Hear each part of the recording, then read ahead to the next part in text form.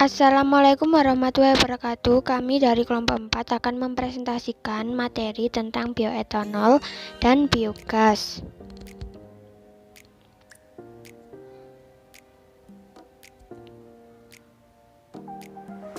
Berikut anggota kelompok 4. Pertama, Bahrul Ulum sebagai ketua, Putri Janwantika Devinanda, Valentina Febrian, dan Dian Novia. Kami akan membahas tentang pengertian, bahan baku, tahapan atau proses, dan pemanfaatan.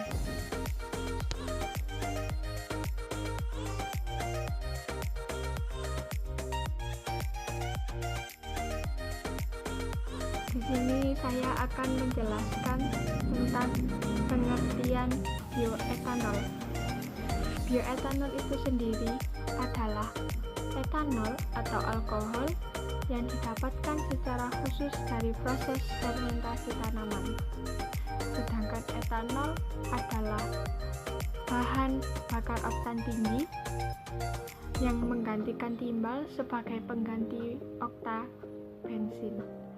Etanol itu sendiri memiliki ciri yaitu tidak berwarna dan memiliki sifat biodegradable atau mudah terurai. Oleh karena itu, dengan mencampurkan etanol dengan bensin dapat mengoksidasi bahan bakar agar lebih efisien dan mengurangi emisi yang dapat mencemari lingkungan. Selanjutnya yaitu bahan baku pembuatan bioetanol. Bahan baku bioetanol antara lain singkong atau ubi kayu, jagung, ubi jalap, dan tebu. Bahan baku bioetanol sendiri dapat mudah ditemui di sekitar kita, seperti singkong, jagung, ubi jalap, dan tebu. Mengapa menggunakan bahan ini? Karena semua merupakan biomasa yang kaya akan karbohidrat. Contoh pertama yaitu jagung. Jagung di dalamnya mengandung serat, folat, tiamin, fosfor, vitamin C, dan magnesium. Sayuran yang seringnya banyak dijumpai berwarna kuning ini masuk sebagai sumber karbohidrat. Contoh selanjutnya adalah ubi jalar. Ubi jalar sendiri memiliki kandungan serat, mineral, dan vitamin yang tinggi. Contoh selanjutnya yaitu singkong. Singkong ini memiliki nutrisi utama berupa karbohidrat sebanyak 98% dan sisanya adalah protein dan lemak. Selanjutnya yang terakhir yaitu tebu. Tebu mengandung nutrisi penting seperti karbohidrat, protein, dan mineral. Kandungan mineral dalam air tebu murni meliputi fosfor, kalsium, zat besi, zinc, dan kalium. Sekarang masuk ke tahapan proses. Untuk menghasilkan bioetanol terdiri dari 4 proses tahapan, yaitu yang pertama pre-treatment, yang kedua fermentasi, yang ketiga destilasi, yang keempat dehidrasi. Untuk proses yang pertama yaitu pre-treatment, dalam proses ini pati atau karbohidrat yang terkandung di dalam bahan baku tadi dihancurkan oleh enzim agar karbohidrat menjadi bentuk yang lebih sederhana.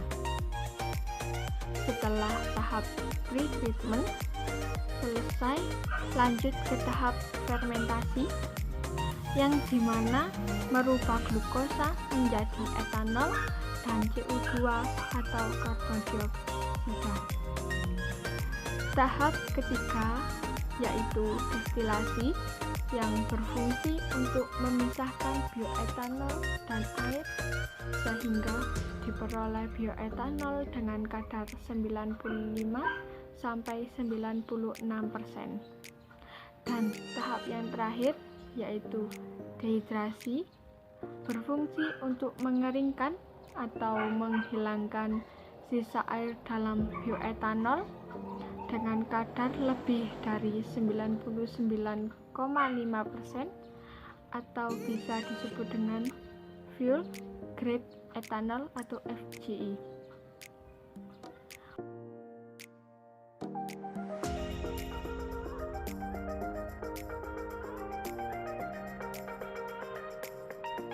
Ada beberapa faktor yang mempengaruhi produksi bioetanol termasuk suhu, konsentrasi gula, pH, waktu fermentasi, laju agitasi, dan ukuran inokulum. Tingkat pertumbuhan mikroorganisme secara langsung dipengaruhi oleh suhu. Suhu tinggi yang tidak menguntungkan untuk pertumbuhan sel menjadi faktor stres bagi mikroorganisme. Kisaran suhu ideal untuk fermentasi adalah antara 20 dan 35 derajat Celcius. Bioetanol generasi pertama melibatkan bahan baku kaya akan sukrosa dan pati. Bioetanol generasi kedua berasal dari biomasa lignosulasa tersebut seperti kayu, jerami, dan rumput. Bioetanol generasi ketiga telah berasal dari biomasa alga termasuk mikroalga dan makroalga. Indonesia memiliki berbagai jenis bahan baku untuk menghasilkan bioetanol. Bahan baku disebutkan di atas sungguh sangat melimpah. Bahan-bahan tersebut dapat menghasilkan bioetanol melalui proses fermentasi oleh mikroorganisme dibandingkan dengan jenis mikroorganisme lain. Ragi terutama Saccharomyces cerevisiae adalah mikroba yang bisa digunakan dalam produksi etanol karena produktivitas etanolnya yang tinggi, toleransi etanol yang tinggi, dan kemampuan memfermentasikan berbagai macam-macam gula pun dengan mudah dilakukannya. Penggunaan bioetanol sebagai bahan bakar kendaraan bermotor bervariasi antara blend hingga bioetanol murni. Bioetanol sering disebut dengan notasi EX, di mana X adalah persentase kandungan bioetanol dalam bahan bakar. Bahan bakar bioetanol dapat menjadi bahan bakar yang ideal untuk sistem pembakaran pada mesin. Mengapa? Alasan yang pertama, memiliki bilangan oktan yang lebih tinggi besar 108,6 dibanding bensin dengan oktan sebesar 88. Penelitian yang tinggi akan mencegah keletupan saat pembakaran. Kemudian efisiensi bensin akan meningkat sebesar 10% dengan pencampuran bensin dan etanol dengan rasio 60:40. Yang kedua, hasil pembakarannya lebih bersih karena mengandung oksigen, emisi karbon monoksida atau CO yang dihasilkan rendah, sehingga dapat mengurangi tingkat pencemaran udara. Dengan begitu, lingkungan akan bersih dan manusia yang menghirup udara dapat terhindar dari penyakit yang mungkin ditimbulkan oleh sistem bakar minyak bumi. Yang ketiga, pembakaran bioetanol sedikit lebih dingin sehingga dapat membuat usia mesin lebih awet. Yang keempat, memiliki efisiensi yang tinggi dan dapat meningkatkan energi. Yang kelima, bahan bakar bioetanol memperluas pasar produk petani, terutama sektor gula.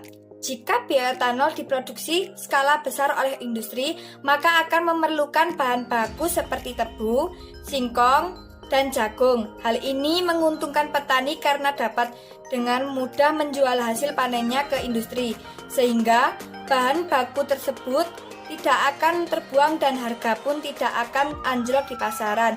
Untuk industri sendiri, tentu akan dapat membuka lapangan kerja dan menyerap tenaga kerja. Manfaat penggunaan bioetanol sendiri memiliki banyak manfaat, antara lain yang pertama, motor atau mobil yang menggunakan bahan bakar campuran bioetanol kerja mesinnya lebih bagus, bisa membuat kendaraan sanggup menempuh jarak lebih jauh.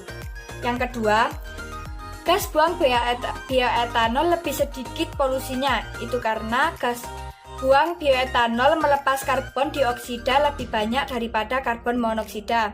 Yang ketiga, pembakarannya lebih sempurna, asapnya pun lebih ramah lingkungan.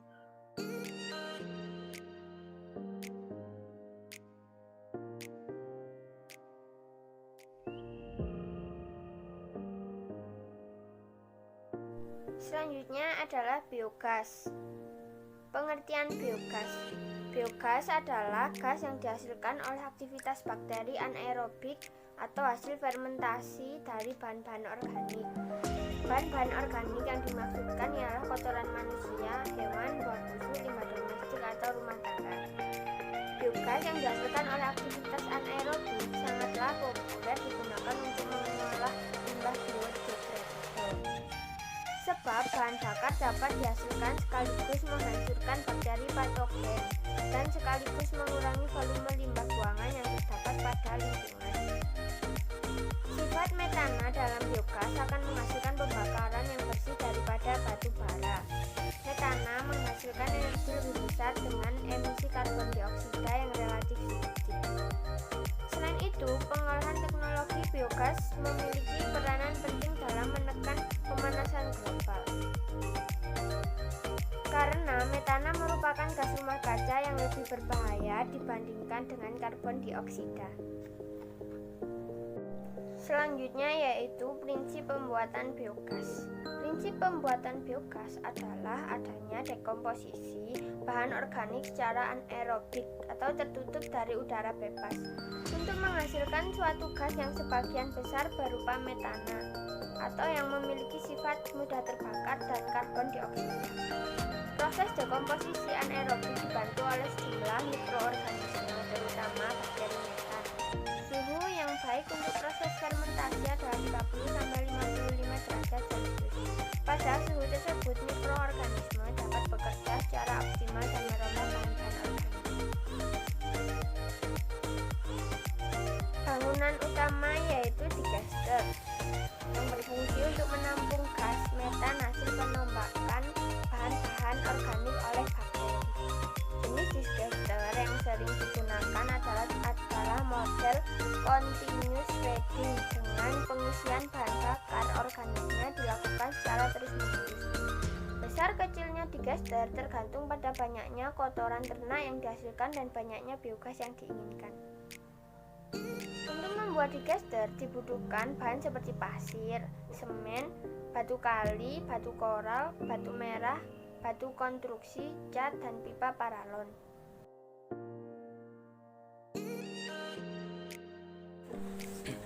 Oke, proses tahap selanjutnya adalah proses pembuatan biogas, yaitu adalah pertama-tama adalah kotoran sapi dicampurkan dengan air hingga menjadi lumpur dengan perbandingan 1:1 dan ditempatkan di dalam booster. Lumpur tadi lalu dialirkan ke digester dan pada pengisian pertama ini diharapkan diisi hingga penuh. Selanjutnya adalah ditambahkan pula starter untuk mempercepat atau membantu proses fermentasi. Pada hari ke-10 setelah proses fermentasi, gas metana sudah mulai terbentuk, dan pada hari ke-14 gas metana sudah mulai bisa digunakan untuk menyalakan kompor gas. Dan pengisian bahan biogas selanjutnya dapat dilakukan secara setiap hari, kurang lebih sekitar 20 liter pada pagi hari dan sore hari.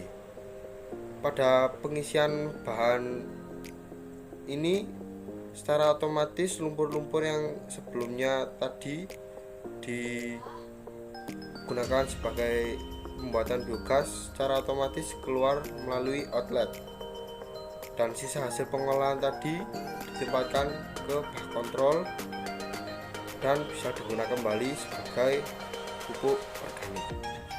Selanjutnya adalah faktor-faktor yang mempengaruhi hasil proses pembuatan biogas.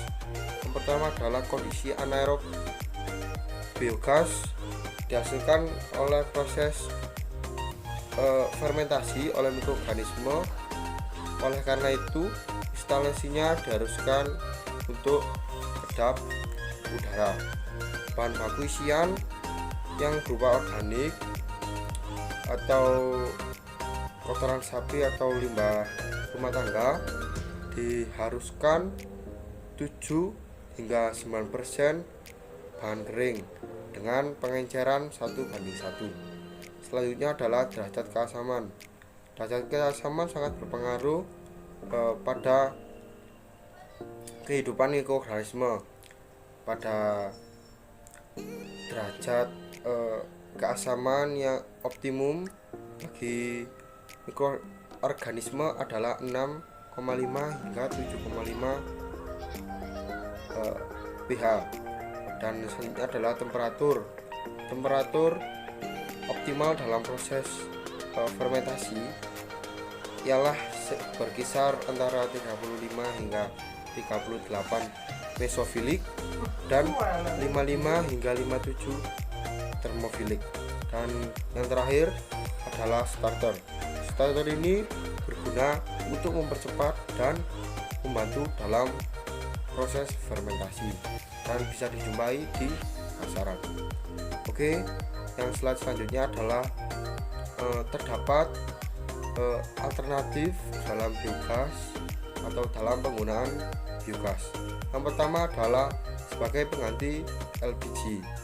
Nah, karena LPG yang kita tahu adalah berasal dari fosil dan yang sudah diolah menjadi gas LPG. Selanjutnya adalah sebagai bahan bakar kendaraan. Bahan bakar kendaraan ini juga termasuk hasil dari proses pengolahan fosil yang kita tahu mungkin akan habis suatu saat nanti. Selanjutnya adalah sebagai pupuk organik yang saya sudah jelaskan tadi. Lumpur tadi bisa digunakan sebagai pupuk kandang atau dalam pupuk organik. Yang terakhir adalah untuk membangkit tenaga listrik. Nah, sudah sekian dari saya. Wassalamualaikum warahmatullahi wabarakatuh.